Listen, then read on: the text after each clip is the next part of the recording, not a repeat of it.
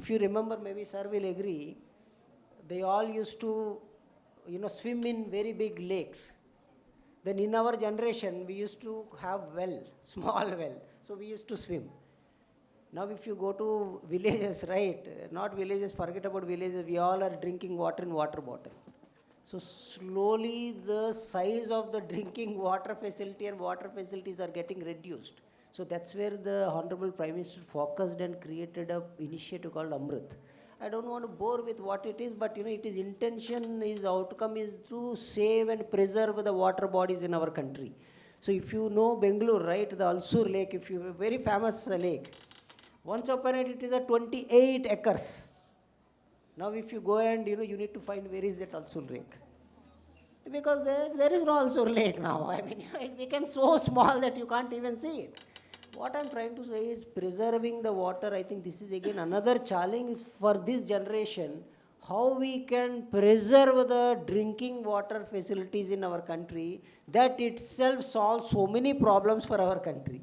I think these all are interconnected, because how the farmer without water, how he will farm? So we are not preserving. So is there any way we can preserve our water? Second thing, translating our sea water into a drinking water. Because I'm basically from Visakhapatnam, so there we have a steel plant. What they do, they basically take the water from sea. They do some process, I'm not good at it, but there is some terminology they use. They translate that in a simple words as a drinking water or a water which you can use for an industrial purpose. It is very expensive. So why don't one of you work on this problem statement and try to reduce that cost? I think that is where we can win the battle, because we have 7,000 plus kilometers of coastal area. So the water, plenty of water is there, but which we can't drink, we can't consume, we can't use it for industrial use. Is there any way one of you can work on it and translate? That is where the innovation research comes into picture. So I see that always the agriculture is number one. It starts with A for apple, right? So Amma, A for Amma. So first thing is agriculture, the next thing is technology. Technology is a co-pilot. I always see it as a co-pilot, not as a pilot. So always this OpenAI or any technologies, they all are co-pilots. They can't defeat human, or they can't defeat agriculture at any point of time. If India can become a number one producer in agriculture, trust me, without the technology also we will become number one for the entire world. I think we need to adopt a couple of the models. Example, Netherlands agriculture model.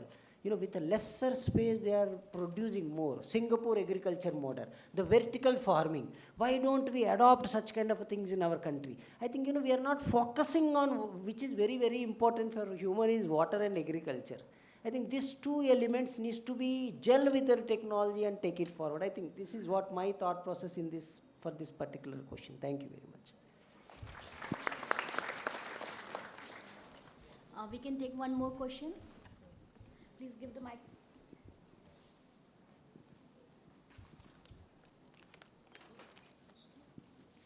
Hello, sir. I'm Shweta, and I'm from the Department of PCA.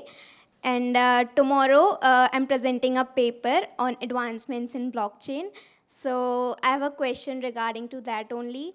In the most rural parts of the India, there are corruptions related to land. So my hometown is in Uttarakhand, and there also I heard of these corruptions as well. So when I say land corruptions, so let's suppose some people came and they said this part of the land is mine, and then some panchayati raj came and he said that in my records that this part of the land is belongs to my brother, and so on.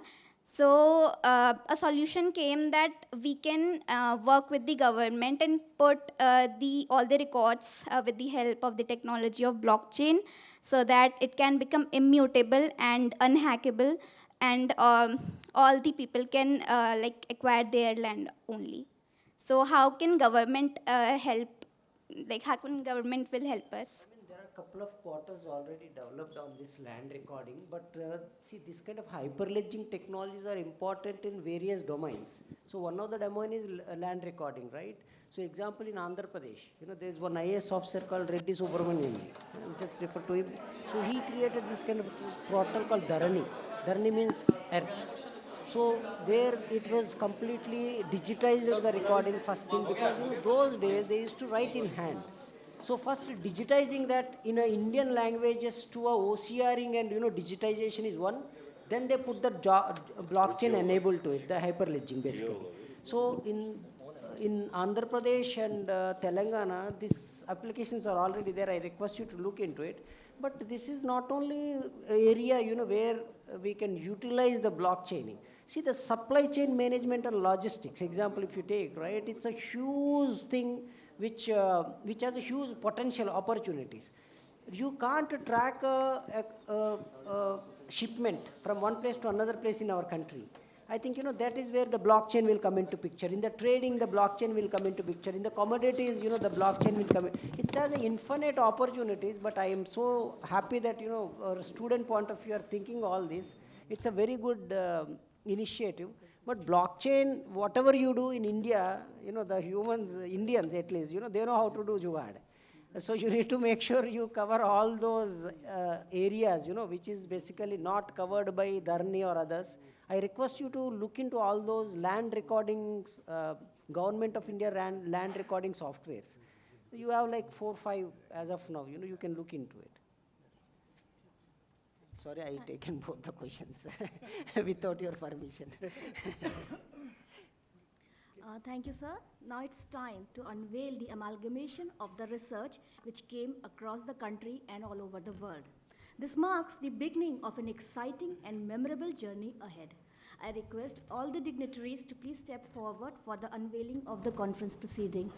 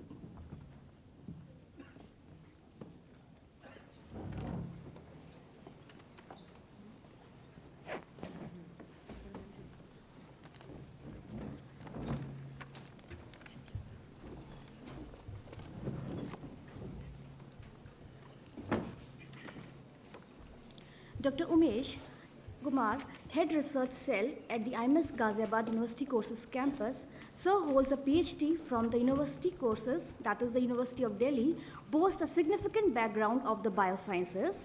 He previously served as a scientific officer at the University of the Delhi, then further a scientific officer at the Stem Cell Laboratory. I invite Sir to please give a vote of thanks and declare the conference open. Thank you, Priyanka. So, good afternoon, everyone. So, on behalf of the organizing committee of this 5th International Conference on Building Global Competitiveness through Innovation, Integrity, and Inclusion in Atmanirbhar Bharat, I extend my heartfelt gratitude to all of you for making this conference a resounding success. I would like to express our sincere appreciations to our esteemed chief guest, Professor Dr. Bharat Bhaskar, Director of IIM Ahmedabad, for gracing us with his presence. Thank you, sir. And delivering an insightful inaugural address. Your wisdom and expertise have set the tone for stimulating discussions over the next 2 days. A special word of thanks to our distinguished guest of honor, Sri Chitranjit Tripathi ji, who has left in early half, for his inspiring words and for honoring us for his presence.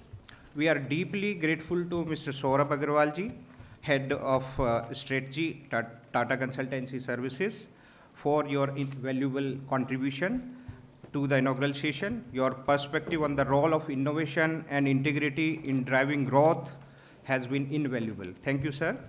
Our sincere thanks also goes to my friend Dr. Nitin Kumar, Deputy Director ICC, sir. So, for sharing your expertise and insights on the importance of research in fostering competitiveness and inclusion. Our heartfelt thanks to Dr. Buddha Chandrasekhar, CEO at IICT, for your presence and support. Your guidance and encouragement have been instrumental in making this conference a success. Thank you, sir. So on behalf of the research cell at IMS, I would like to extend my sincere and heartfelt vote of thanks to both CA Dr. Rakesh Sharia, sir, and Dr. Arun Kumar Singh, sir.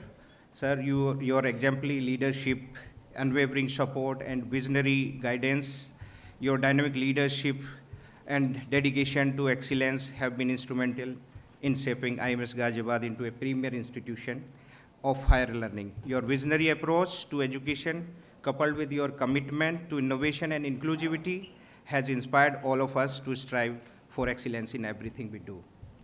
I would also like to extend our gratitude to all the dedicates, sponsors, volunteers who have contributed to the success of this event.